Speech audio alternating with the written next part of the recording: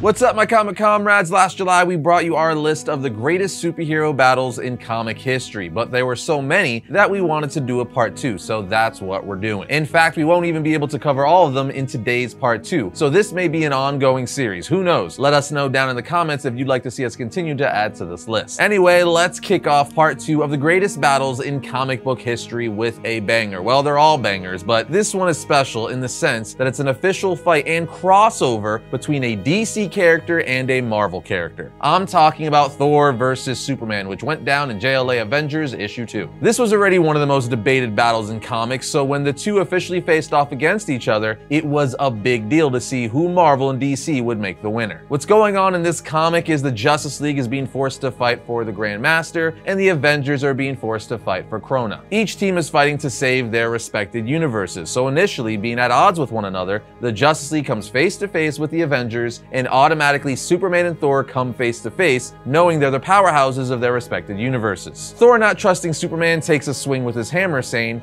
"Thou thinkest most highly of thyself and thy league, Superman, but now thou shalt feel the wrath of the god of thunder." But Superman easily dodges by just flying up and then punches Thor across the face, saying, "God, you say, a small god perhaps of a small world." The two then continue to exchange blows. Thor even says, "You are strong, but the measure of any, be man or god, is not what strength he has, but what he does with it." Superman replies, "Tell yourself that, ease yourself to sleep at night while you let your world go to hell. Where I come from, lives matter," as Superman blasts Thor with his heat vision. Thor starts to charge Superman, fighting off his heat vision, and when he gets close enough, swings his hammer, but Superman just raises his hand and catches Thor's hammer with a single hand. A shocked Thor says, "Odin's beard, how can you? The mightiest in 9 worlds cannot." Superman says, "Sorry to disappoint, but in my world it looks like the dial goes up to 11. As he gives Thor a right hook, sending him flying and knocking him out. Superman then stands over Thor as the winner, saying, "He may be the single toughest opponent I have ever faced." This was a short fight, but it was epic. It was nice to officially see who would win. This comic was published in 2003, and both characters have evolved a lot since then, so I would love to see an official rematch, but nonetheless,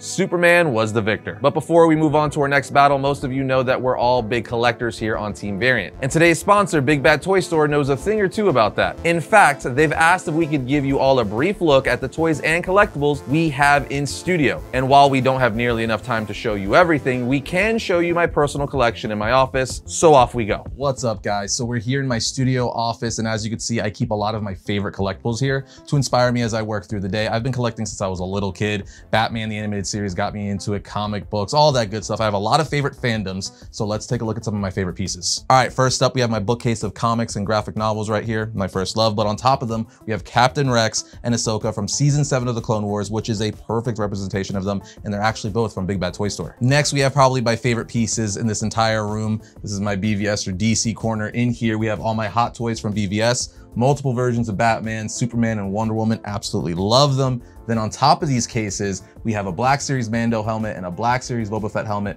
which are actually from Big Bad Toy Store. And I just got a brand new one because I love Star Wars helmets. I got the Black Series Stormtrooper helmet because if you're gonna collect Star Wars helmets, you have to have a Stormtrooper helmet. All right, right here we have my Black Series wall, as I call it. I have Star Wars and Black Series all throughout my office because it's the #1 thing I'm currently collecting. But right here I have all the exclusive packaging and some of my favorite figures. I even have all my Rebel stuff right there because that show is phenomenal. And lastly, we have my Grail piece in the collection. This is the BVS 1/6 scale Batmobile. The figures in this case actually fit in here. You could put 2 characters in there, 1/6 scale figures. This is just absolutely beautiful, and it's kind of like the closest thing I'll ever come to owning the real Batmobile. And that about sums up this mini tour of my office here at the studio. And a big shout out to Big Bad Toy Store because a lot of things in this studio came from them. My people, if you're looking to add to your collection, Big Bad Toy Store has collector grade and standard grade product options for collectors of any level and any price range. And with inventory from all your favorite brands, they really have something for everyone. Just click our link in the description to add to your collection now. And while you're at it, Big Bad Toy Store is also celebrating their 25th anniversary this year. And to celebrate, they're giving away some incredible prizes for collectors. So make sure to check out their social channels for more details on how to enter the giveaways. We'd also like to hear why you're a collector, so tell us your story in the comments below. Now, next up, we have Hulk versus Wolverine, especially their first fight, which just so happened to be Wolverine's first appearance appearance in Hulk 181. This is not just one of the greatest battles in comic history, it's one of the greatest moments in comic book history. It started an ongoing beef between Hulk and Wolverine that has lasted to this very day. Essentially, one of the biggest rivalries in all of comics started with this very fight in Hulk 181. What's going down is Wolverine has been sent after Hulk and Wendigo, so Wolverine pops out on the first page of the issue saying, if you freaks want to tango with someone, why not try your luck against me? Captions then say, with outstanding speed, the snarling Wolverine hurtles forward, his very momentum scattering the two massive monsters who loom before him, as Wolverine starts attacking both Hulk and Wendigo with his claws. Hulk says, little man attacks Hulk. Wolverine replies, that's about the size of it, sonny. The government sent me to take care of you, Hulk, and I'm an agent who always does his job. Hulk says, little man jumps around like a rabbit. Wolverine takes offense to this, saying, like a Wolverine, if you don't mind, Hulk. And like a Wolverine, I've got claws forged of diamond hard adamantium and the power to back them up. The craziest thing about this fight is that this is the first time we saw Wolverine, and he was so much smaller than both Hulk and Wendigo, yet he was fighting both of them at the same time and holding his own pretty well. The comic even makes note of this, saying, and though you might think a battle between an 8-foot monster and a 5'5" man would be one-sided, we assure you it is not. And as the book shows, Wolverine is dodging and slashing and jumping on the backs of both of them. Hell, Wolverine's the one who finished off Wendigo with him jumping on top of him, saying, the Hulk did his best, but it just wasn't enough. So it's up to me to finish the job, as we see Wolverine's claws go right through Wendigo's chest, defeating him. But with Wendigo down for the count, Wolverine says, all right, Greenskin, it's your turn to take a thrashing, as the two continue to fight for the rest of the issue, with the fight ultimately ending in a draw, as we see both of them out of breath and on the ground. The fight is just crazy iconic because Marvel introduced a brand new character who was only 5'5" that was able to take on Wendigo and the Hulk at the same time. It's still an amazing match. I don't think anyone would disagree. And because of that, this is easily one of the greatest fights of all time, on top of it being the start of one of the greatest rivalries of all time. Next, we have Spawn versus Billy Kincaid in Spawn number 5. This is one of the most amazing battles in comic history, purely because it was good to just see Spawn brutally put down a child predator. At the beginning of Spawn issue 5, we find out Billy is getting released from imprisonment at a mental institution for good behavior, having been believed to be rehabilitated. But as we see on page number 3 of the comic, this was all part of Billy's plan, as he pretended to be cured so he could be freed and capture and kill kids once again. Billy even says to himself in his head, tomorrow I live again. I have been such a good boy, always doing what I'm told, always being a gentleman, but I've never stopped thinking about it. Yes, I have been so patient and understanding. As he's reminiscing about the children he's captured and killed disguised as an ice cream man, he goes on to say,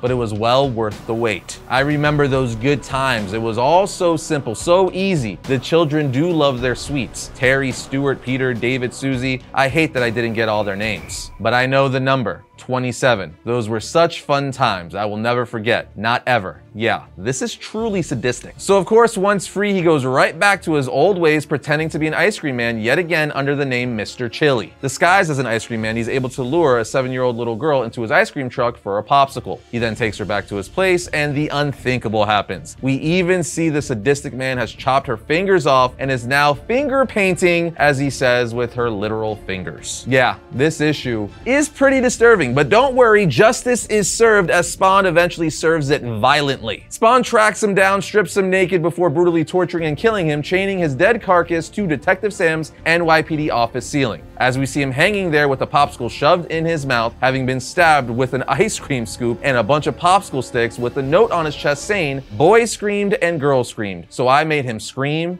and scream and scream. Yeah, Spawn's the GOAT for this. So though the fight itself happens off screen, the fact that Spawn gave well-deserved brutal justice to this child serial killer makes it one of the greatest battles and kills in all of comics. Next, we have a battle a bunch of you actually were talking about in the comment section of part 1 of the greatest superhero battles of all time. And we definitely agree with you. So here it is, the time Colossus fought Juggernaut in Uncanny X-Men 183, a bar brawl for the ages. What's going down here is Wolverine, Nightcrawler, and Colossus are having drinks at a bar over a serious conversation. But when Colossus has had too much, Wolverine says, on your feet, boy, you need some air. But Colossus stands up getting angry and says, and suppose I do not wish to leave. This causes him to fall over and spill his drink on Juggernaut, who is currently with a girl. That's right, Juggernaut, or Kane Marco, was at the same exact bar and didn't take too well to Colossus spilling his beer on him. Colossus tries to apologize and says he'll be glad to repay him, but that's not good enough for Juggernaut. He says, I'm taking it out of your hide, as he pushes him through the doors. Colossus gets back up, transformed, saying, I am now transformed into my armored self. That impact might have killed me. I did not desire a fight, comrade, but since you insist, I will give you one you will never forget. And as a bar brawl between the two titans begin, Juggernaut is punching through tables, Colossus is throwing support beams at him, and at one point, Juggernaut lifts up the whole damn bar and crushes Colossus with it. Juggernaut then walks around after dropping the whole bar on him, saying, "The chick split. Great, thanks a lot, Potato Brain. That's another one you owe me. Too bad you already flattened, chump. I'm just getting started." Colossus says, "What a surprise, comrade, so was I," as he bursts out of the bar, tackling Juggernaut in the back through several crates. The two then start trading blows again, but ultimately Juggernaut comes out on top, literally bringing the entirety of the bar building down on Colossus. Juggernaut tells Wolverine, "You tell the kid for me he did himself proud. He's got guts and heart, and he throws a mean right cross. But if him or you or any of the X-Men get in my way again, even by accident, I won't be so nice." This is for the owner to fix the place, as he throws a wad of cash at Wolverine. There's something about simple brawl fights that are just great, especially when you have two iconic characters like Juggernaut and Colossus inside the brawl. But man, this one was crazy. Juggernaut lifted up a whole bar and brought the entire building down on Colossus. Such a fun fight, one that has stuck with many of us comic readers to this day. Another battle that we saw a bunch of you talking about in the comments of part 1 of this series was Sentry versus World Breaker Hulk from World War Hulk issue 5. And we couldn't agree with you more.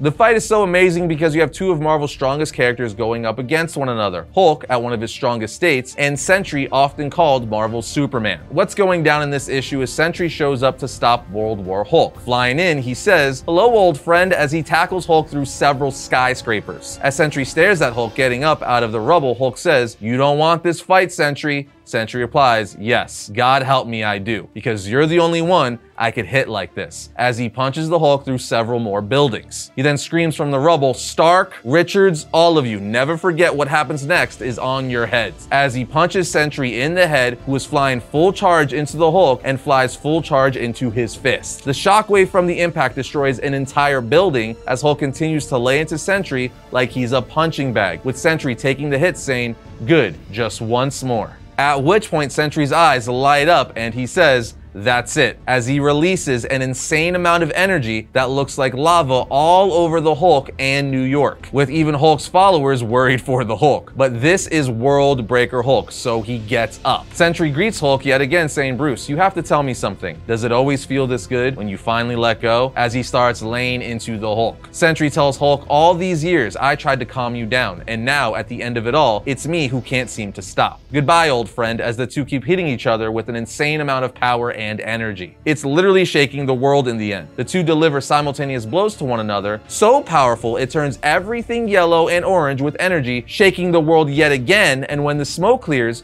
we see both of them have been reverted back to their human forms. Sentry is now Robert and Hulk is now Bruce, but Robert is the one to fall to the ground first, technically making Bruce, aka Hulk, the winner. Yeah, this is easily one of the most epic and brutal hand-to-hand fights in comics. I'd say the sheer destruction and brute strength of this fight is comparable to Superman versus Doomsday, which we mentioned in part 1 of the series. Next, we have Dr. Doom versus Thanos, as seen in the 2015 Secret Wars issue 5. In this series, Dr. Doom has become the ruler of Battleworld, God Emperor Doom, and with all the Beyonders' abilities, not one Beyonder, all of them. Anyway, in Secret Wars 5, God Emperor Doom comes face to face with Thanos. Doom ends up telling Thanos, "Look, I'm gonna permit you to keep your horde, if you could find your faith. Call it an endowment of goodwill." Thanos is shocked by this, saying, "You offer me a gift? You forget I was a god once as well. The Infinity Gauntlet gave me that power. And when I was a god, I did not use those powers as a mortal would, saving what you can. No, I wielded them as a god should, in judgment of all living things. You are a weak god, a pretender. It is you who should bow before me." Doom just stares at him curious and says, "And do you have an Infinity Gauntlet now?" Thanos replies, "I do not. Yet I remain Thanos, the great tyrant. And for you, that will be enough." Doom doesn't even say a word. He just puts his fist right through Thanos' chest and pulls out his spine and skull, answering Thanos saying, "That appears untrue," as Thanos turns to ash. Now, I don't know if you could even necessarily call this a battle, as Doom just one-shot at Thanos, but since this was so epic, along with the MCU likely doing their version of this in Doomsday War or Secret Wars,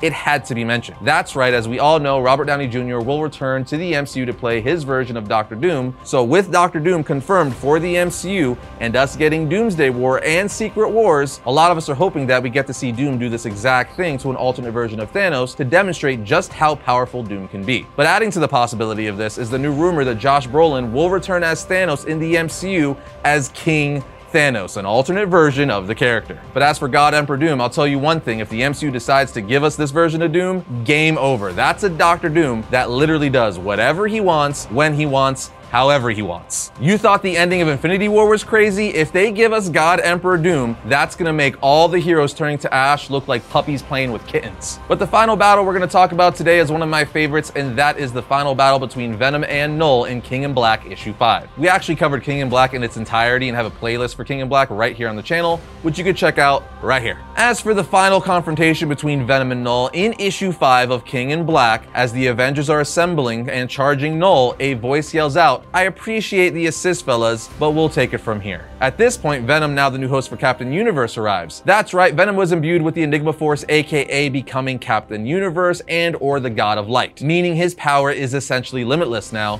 and he's here to kick some ass. Null tells Venom the great God of Light has chosen a host that I have killed. How many times now? Is this meant to scare me? Honestly, you can't possibly believe that you can beat me. But before Null can finish his sentence, Venom reaches his hand out to call Thor's hammer and Silver Surfer's sword, with Venom saying, "Yeah, I really think we can." Thor is all like, "Mjolnir, he summoned Mjolnir, that should be," and Silver Surfer finishes his sentence, "impossible." But wait, Venom then takes Thor's hammer and Silver Surfer's cosmic sword and merges them together with his new godlike power, forming a gigantic battle axe as he charges Null with it. Venom then starts taking the heads off Null's symbiote dragons with ease before grabbing Null by the neck, hanging him over the ledge, saying, "I remember when you dragged me up here from the sewers. All the pain, the fear, the agony as you ripped my other from me. I remember all of it," as he slowly digs his newly formed axe into Null's chest, using it to rip his darkness away. He then flies Null into space and into the sun, literally killing him with the light, melting him in the sun. This is a fantastic battle. The best way to describe this fight is just pure rock and roll. And just like that, friends, we have part 2 of the greatest comic book battles in comic book history. There are still so many more incredible fights and battles to talk about, so if you guys want us to continue this with a part 3, just let us know down in the comments. Other than that, we will see you next time when we talk about all things comics.